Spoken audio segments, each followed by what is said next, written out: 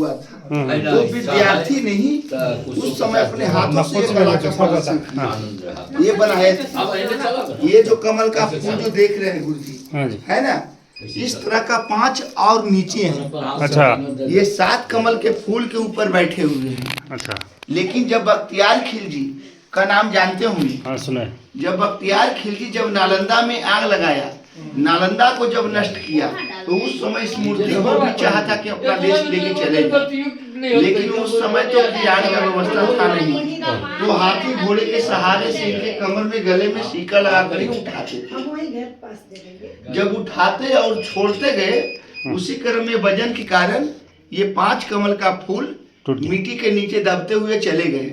एक कीटा गिरता है मिट्टी पर, धंसते हैं, उसी तरह से ये धंसते हुए चले गए।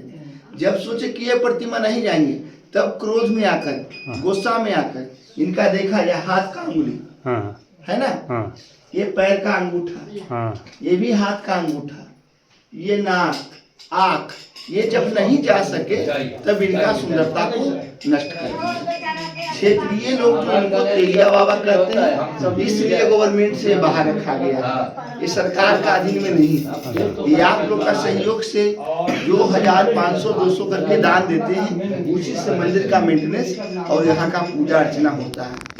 ये प्रतिमा 7वीं शताब्दी हर्षवर्धन पीरियड का ही निर्माण किया गया है। इनको लोग ब्लैक बुद्धा भी कहते हैं, लेकिन ये ब्लैक बुद्धा नहीं है, क्योंकि उस समय विद्यार्थी काला पत्थर से लगाया। इसी को नष्ट किया था नालंदा को बख्तियार खिलजी। इसकी लंबाई 7 मील, चौड़ाई 3 मील, 3 मील चौड़ा एरिया। हाँ, पूरा जो जल गया वो यही है कि हाँ, आगे जो खाली इसमें ईंटा बचा हुआ है बाबू, यही जल गया था। हाँ, ये नालंदा था ना, 90 लाख किताब जला गया, 90 लाख किताब, 90 लाख किताब जल गया था। जल गया। हाँ। 6 महीने तक लगातार जलते रह गया था। 6 महीने धुआं निकलता गया। हाँ। हाँ।